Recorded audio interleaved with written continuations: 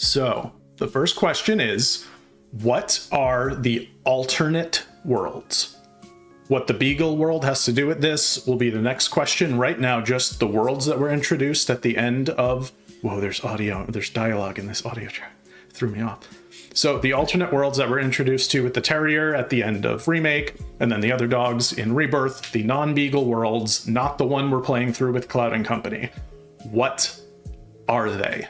And I think I'll start us off with this one. I feel like this is such a complicated topic that I don't know if I can do it justice by just riffing, so I wrote down a paragraph and a half, and I'm just going to read it to make sure I get the words out in a logical way that makes sense. So my perspective on what the alternate worlds might be right now is that the alternate worlds are essentially bubble worlds that exist within the life stream. Bubble meaning not a complete universe, a small recollection of certain memories and stuff. So I think they're spiritual planes of existence that, just like materia, are a combination of dreams, fears, knowledge, and memories. I think it's likely that real people who have lived and died are unconsciously authoring these realities, like Clark was bringing up earlier, possibly as a coping mechanism to grapple with death, like ghosts are portrayed in a lot of things, and some similar stuff to the show Lost. Sometimes I think multiple real people overlap in these worlds, like Biggs and Zach.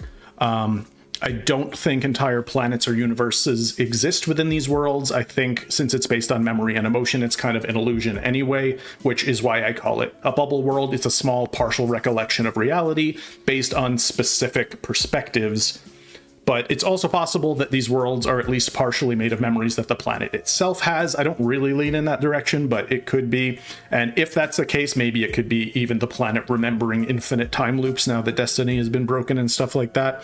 But I think more than likely it's probably based on character perspectives.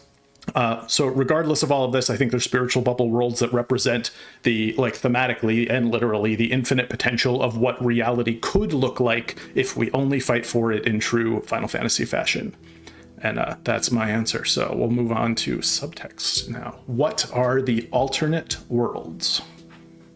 I will actually defer to BabySeal only because I think part of my answer may be a subset of something he's been talking about for months that I didn't fully buy into until maybe recently, as I was working through my own logic on things, and I came to a conclusion that's in my video, and I was like, son of a... This might be kind of what Clark was getting at, but I just couldn't wrap my head around it, so I'll pass to him, and then I'll answer afterward, just because I think he deserves credit on what he may have conceptualized. So I think to answer specifically, I kind of already did answer. I fully agree with the bubble idea. The mechanics are that these are these pocket dimensions, pocket worlds. But I think mechanically what's happening is that these are chunks of the life stream that have been torn away from the planetary life stream. So they're these pocket bubbles of literal Mako energy, and that they are the food that Jenova and Sephiroth are gaining power through. It's through eating these bubble worlds. Just to interject real quick about the word bubble, it randomly occurred to me last night when I was jotting down thoughts about this, when Sephiroth shows us these worlds and there's a bunch of bubbles, they also kind of look like materia. Don't even get me fucking started about this. No, you got it. So but it does seem really clear that these little we broke Sleepezi. these worlds are sort of the composition of its occupants, and how they cross into the maybe grander life stream, that's a bit different question, but it's really clear that most of for instance the experiences that we have surrounding Aerith and in Midgar are Aerith related things. The Aerith has a very lore specific relationship with Biggs, for instance, and even Kyrie. Those are characters specifically connected to Aerith in outer lore, right? In the in Traces of Two Paths, and even The Kids Are All Right. So all of these characters that, like, why are they here also, and why did they have this other set of memories? What, all of those seem to be related and relationally connected to Aerith. So it does really feel like, a lot of what's happening in these dimensions does seem to be centered on a single person's consciousness, and then its makeup seems to change based on the participants, and that's why will see, different stamps show up. I have toyed with the idea that they are, that they are in materia, that what we're experiencing is, it's within holy, that's how interchangeable and loose the concepts of memory are, and they can be applied in so many ways. It's kind of a deus ex of a concept, and so that can be a little irritating, but it does seem like they're really going to be focusing on using it in very specific ways that are driven with the mind and driven with the consciousness. So I don't know. I want you to expand on that more, Subtext. Yeah, I mean, I think, where I come down is on, and I don't have all of the sort of, the scope of my conception is maybe a bit smaller, although I think it plays into everything you just said. But what came to my mind is, so we know from the Cosmo Canyon NPC, right? She says what is it how does the life stream distinguish between real lived memories and, desires of the heart, because we remember things that we want to do, right? Like, we all have dreams, things that we wanted to do in our lives, and we have a memory of that, potential path that we could have gone down, that never actually happened, but we still have a memory of it. And if the life stream is made of knowledge and memories, then the life stream in some ways can preserve those memories just as legitimately as other memories, right?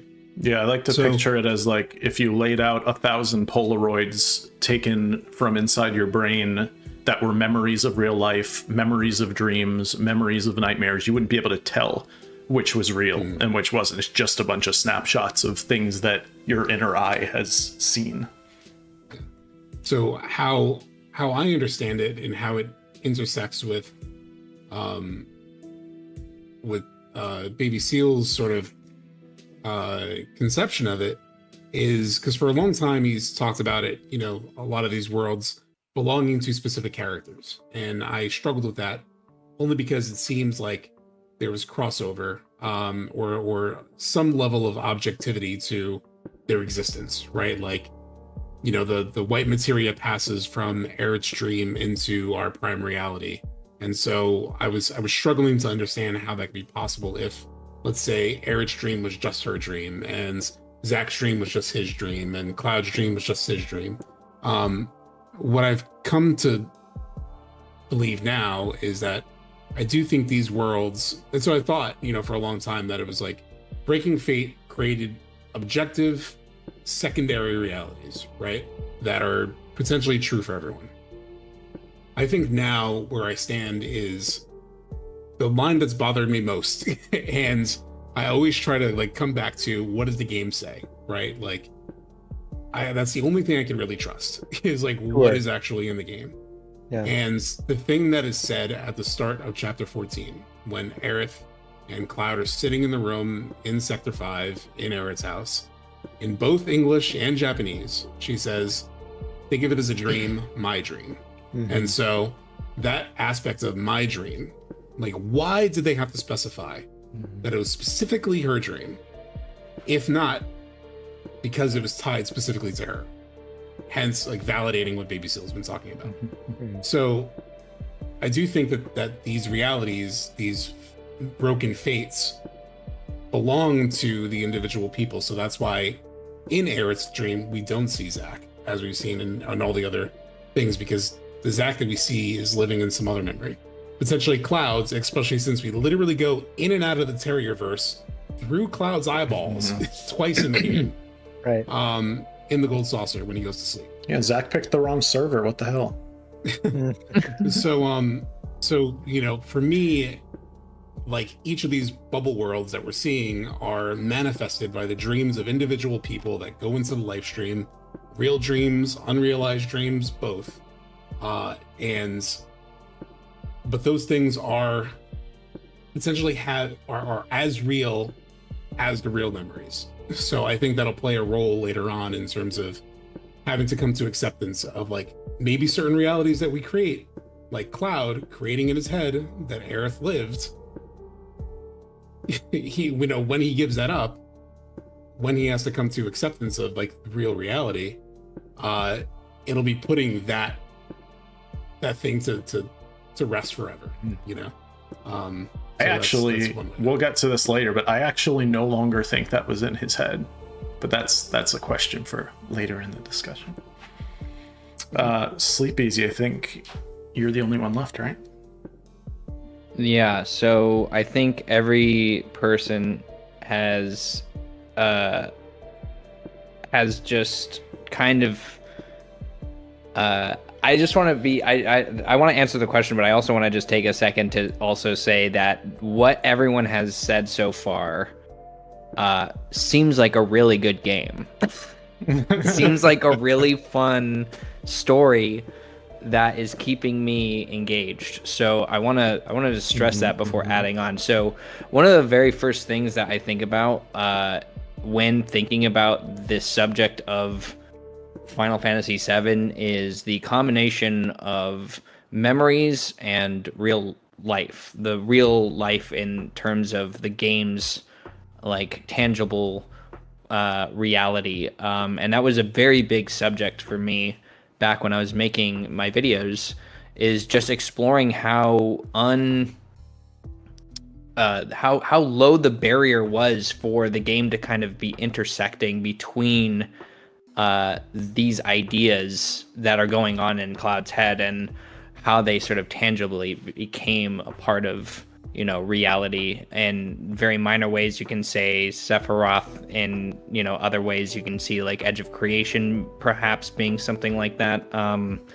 But the thing that I kind of always overlooked was Zach's statement in Crisis Core, which was just drilled into everybody's head, is this embrace your dreams concept, and how that immediately fit so well into what Rebirth's discussion of it was, where it was like, no, dreams are also tangible aspects of the life stream. They're tangible aspects that can manifest in the same way that memories are also core aspects of like materia, for instance. You're talking about the function of literally based off of knowledge manifesting something as incredible as like fire, of wind, and all these other spells. And this is how Final Fantasy VII's logic has always worked.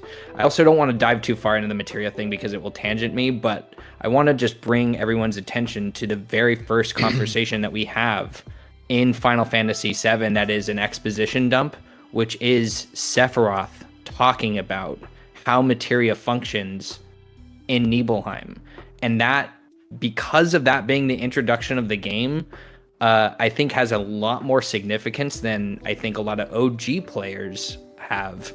I think that that's where they're hiding a lot of their sort of nuggets of information, is in the normal, in the things that it's like, yeah, we've heard this dialogue before. Doesn't mean anything. It's there. A lot of filmmaking comes down to the first like 5-6 minutes of a movie, where you can kind of tell like what, you know, the creators are sort of thinking. I'm not going to tangent much longer, but just to answer again the question is, I do think that they're dream realities. I think that it's converging and diverging is the way that every single character that describes the life stream describes the function of it as the river is that thoughts come together and then they separate, and they constantly do this. This is where Sephiroth's twisted version of this in like Reunion is. is taking advantage of that merging moment. I think that this is also what is happening with Zach and Biggs, and why eventually the sort of two connecting pieces are just Zach and Biggs, to the point where Biggs drops off and it's just Zach again. Is that these are all tangent little streams just kind of going off aimlessly without the sort of guidance of the planet's sort of, you know, failsafe of this, which is the whispers. So yes, in the live stream, but also tangible in the same way that our realities are tangible. These things are somehow find themselves back kind of into reality in the same way that Bugenhagen describes death and rebirth, hence kind of the title. So yes, bubble realities, yes, materia, yes, streams are very important to this and are manifesting these sort of separate realities, so to speak.